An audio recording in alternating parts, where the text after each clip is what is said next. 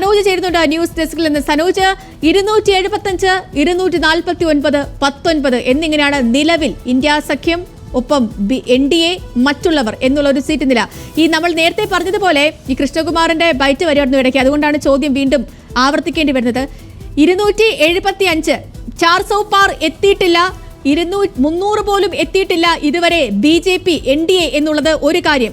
രണ്ടാമത്തേത് 249. ഇന്ത്യ സഖ്യത്തിൽ പല നേതാക്കളും ഇത് പ്രതീക്ഷിച്ചിരുന്നില്ല. പ്രത്യേകിച്ച് കേരളത്തിലുള്ള നേതാക്കളൊന്നും ഒരു തരത്തിൽ പോലും ഇത്രയും ഒരു മുന്നേറ്റം ഇന്ത്യ സഖ്യം നടത്തുമെന്ന് അവർ ഒരു ഘട്ടത്തിൽ പോലും പ്രതീക്ഷ വച്ചിരുന്നില്ല. അങ്ങനെ ഒരു വലിയൊരു അട്ടിമറി മുന്നേറ്റം നടത്തിയിരിക്കുന്നു ഇന്ത്യ സഖ്യം. ഒപ്പം മറ്റുള്ളവർ അവർ ഒരു വലിയൊരു റോള് വഹിക്കും എന്ന് നമ്മൾ ഈ ഘട്ടത്തിൽ മനസ്സിലാക്കേണ്ടി വരും. അങ്ങനെ ട്വിസ്റ്റുകൾ, അട്ടിമറികൾ, അടിയൊഴുക്കുകൾ, പറയൂ ദേശീയ രാഷ്ട്രീയത്തിലെ ഇപ്പോഴത്തെ കാഴ്ച.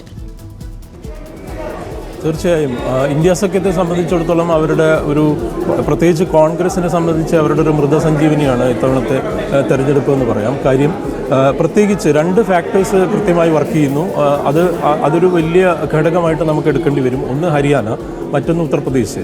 ഉത്തർപ്രദേശിലെ ഏറ്റവും പ്രധാനപ്പെട്ട കാര്യം BJP ഏറ്റവും അധികം ഉന്നയിച്ചിട്ടുള്ള ആത്മീയതയുമായി ബന്ധപ്പെട്ട, അല്ലെങ്കിൽ ഹിന്ദു വിശ്വാസങ്ങളുമായി ബന്ധപ്പെട്ടിട്ടുള്ള, ക്ഷേത്രങ്ങളുമായി ചേർന്നുള്ള വിശ്വാസത്തെ മുൻനിർത്തിയുള്ള രാഷ്ട്രീയ പ്രചരണത്തെ ജനം മറ്റൊരു തരത്തിൽ എടുത്തിരിക്കുന്നു എന്നുള്ളതിൻ്റെ കൃത്യമായ തെളിവുകൾ എനിക്ക് കാണിച്ചു തരാൻ പറ്റും. കാര്യം അലഹബാദ് പോലൊരു മണ്ഡലം, കുംഭമേള നടക്കുന്ന അലഹബാദ് പോലൊരു മണ്ഡലത്തിൽ സമാജ്വാദി പാർട്ടി മുന്നിൽ നിൽക്കുന്നു. അതുപോലെ തന്നെ ഫൈസാബാദ് മണ്ഡലം, അയോധ്യ, രാമക്ഷേത്രം പ്രാൺ പ്രതിഷ്ഠ അടക്കമുള്ള കാര്യങ്ങൾ നടന്ന, അല്ലെങ്കിൽ രാമക്ഷേത്രം ഒരു വലിയ തെരഞ്ഞെടുപ്പ് വിഷയമായി അവതരിപ്പിച്ച ഫൈസാബാദ് മണ്ഡലത്തിൽ സമാജ്വാദി പാർട്ടി മുന്നിൽ നിൽക്കുന്നു, ഫൈസാബാദിൽ മുന്നിൽ നിൽക്കുന്നു. അതുപോലെ തന്നെ പ്രധാനപ്പെട്ട 2 കാര്യങ്ങൾ, ഒന്ന് മുസഫർ നഗർ കലാപം നടന്ന, UP-യിലാണ് മുസഫർ നഗർ കലാപം നടന്നത്, അതുപോലെ തന്നെ സഹറാൻപൂർ കലാപം നടന്നത്. ഈ 2 മണ്ഡലങ്ങളിലും, ഈ 2 മേഖലകളിലും സമാജ്വാദി പാർട്ടി മുന്നിൽ നിൽക്കുന്നു. ഇതൊരു വലിയ ഫാക്ടറാണ്.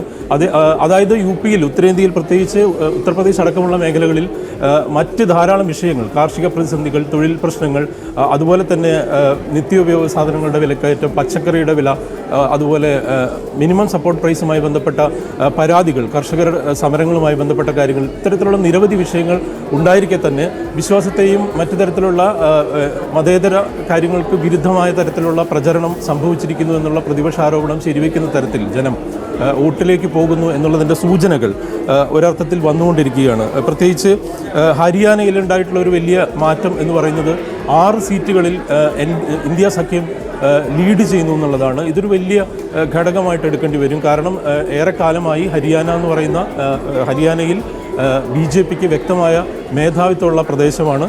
ഈ മേഖലകളിൽ ഇന്ത്യ സഖ്യത്തിന് ഇത്തവണ കൂടുതലായിട്ട് സ്വാധീനം ചെലുത്താൻ കഴിഞ്ഞിരിക്കുന്നു. അത് കർഷക സമരവുമായി ബന്ധപ്പെട്ട്, ജാട്ടുകളുടെ പ്രക്ഷോഭവുമായി ബന്ധപ്പെട്ട്, സംവരണ വിഷയങ്ങൾ ഉൾപ്പെടെ ചർച്ച ചെയ്യപ്പെട്ട മേഖലകളാണ്. ഈ മേഖലകളിൽ ഇന്ത്യ സഖ്യത്തിന് കൂടുതലായിട്ട് വോട്ട് നേടാൻ കഴിഞ്ഞിരിക്കുന്നു എന്നുള്ള വളരെ കൗതുകകരമായ വിവരം. മറ്റൊന്ന്, അമേഠിയിൽ സ്മൃതി ഇറാനി പുറകിലാണ്. അതുപോലെ തന്നെ ഒരു പ്രധാനപ്പെട്ട കാര്യം, ബീഹാറിൽ ഗിരിരാജ് സിംഗിനെ പോലെ പ്രമുഖനായ ഒരു നേതാവ്, ഒരു BJP നേതാവ് ബഹുസരായിൽ പിന്നിൽ നിൽക്കുന്നു. കഴിഞ്ഞ തവണ കന്നയ്യകുമാർ പരാജയപ്പെട്ട മണ്ഡലത്തിൽ ഇത്തവണ CPIയുടെ അവധേഷ് കുമാറിനെ പോലൊരു സ്ഥാനാർത്ഥി മുന്നിൽ നിൽക്കുന്നു. ഇത്തരത്തിലുള്ള നിരവധി കൗതുകകരമായിട്ടുള്ള ഘടകങ്ങൾ, പുതിയ ട്വിസ്റ്റുകൾ പ്രത്യേകിച്ച് ഹിന്ദി ഹൃദയഭൂമിയിൽ സംഭവിച്ചുകൊണ്ടിരിക്കുന്നു. അതുപോലെ തന്നെ പശ്ചിമ ബംഗാളിനെ എടുക്കാം.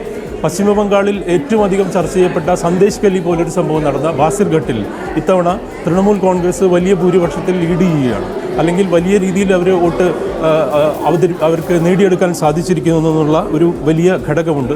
മറ്റൊന്ന്, CAA വിഷയം ഏറ്റവും അധികം ചർച്ച ചെയ്യപ്പെട്ട ബംഗാളിലെ പ്രധാനപ്പെട്ട മണ്ഡലമായിട്ടുള്ള ബംഗോണിൽ ഒരു പക്ഷേ ഈ മധുവ കമ്മ്യൂണിറ്റിയുമായി ബന്ധപ്പെട്ട, ബംഗ്ലാദേശിൽ നിന്നുള്ള കുടിയേറ്റവുമായി ബന്ധപ്പെട്ട് BJP ഏറ്റവും കൂടുതൽ ഉയർത്തിയ, അത് ഏറ്റവും വലിയ ഫാക്ടറായി വർക്ക് ചെയ്തിട്ടുള്ള ഒരു മണ്ഡലമാണ് ബംഗോൺ. അവിടെ പക്ഷേ BJPയുടെ ശന്തനു ഠാക്കൂർ മുന്നിട്ട് നിൽക്കുന്നുണ്ട്. അതുപോലെ തന്നെ അധിർ രഞ്ജൻ ചൗധരിയെ പോലെ കോൺഗ്രസിൻ്റെ വളരെ പ്രമുഖനായ ഒരു നേതാവ് ഇത്രയും സമയം ലീഡ് ചെയ്തിരുന്ന ബഹ്റാംപൂരിൽ മുൻ ക്രിക്കറ്റ് താരം യൂസഫ് പഠാൻ ഇപ്പോൾ തൃണമൂലിന് വേണ്ടി ലീഡ് ചെയ്തുകൊണ്ടിരിക്കുന്നു. അതുപോലെ തന്നെ ദീപ്സിത ദറിനെ പോലെ SFIയുടെ നേതാവായിരുന്ന ദീപ്സിത ദർ പുറകിലേക്ക് പോയിരിക്കുന്നു. സാറ ഷാ ഹലീമിനെ പോലെ കൊൽക്കത്ത സൗത്ത് മണ്ഡലത്തിൽ നസറുദ്ദീൻ ഷായുടെ മരുമകളായിട്ടുള്ള സാറ ഷാ ഹലീം പുറകിൽ പോയിരിക്കുന്നു. ഇത്തരത്തിൽ വളരെ വ്യത്യസ്തമായ തരത്തിൽ പല രീതിയിൽ ട്വിസ്റ്റുകളും ടേണുകളും നിറഞ്ഞിട്ടുള്ള ഒരു ലീഡിലേക്ക് മിക്ക മേഖലകളും മാറിക്കൊണ്ടിരിക്കുകയാണ്. ഏതായാലും ഇത് മോദിയുടെ ഗ്യാരണ്ടി എന്ന് നമ്മൾ മോദി നിരന്തരം ആവർത്തിച്ചു കൊണ്ടിരുന്ന മോദിയുടെ ഗ്യാരണ്ടിക്ക് മങ്ങലേറ്റിരിക്കുന്നു എന്നുള്ള കാര്യത്തിൽ യാതൊരു തർക്കവുമില്ല. ഏതായാലും ബാക്കി കൂടുതൽ ലീഡുകളും മറ്റ് ജയപരാജയങ്ങളുടെയും കണക്കുകളിലേക്ക് ഇനിയുള്ള മണിക്കൂറുകൾ വരാനിരിക്കുന്നതേയുള്ളൂ. മനോജിലേക്ക് വീണ്ടും തിരിച്ചു വരാം.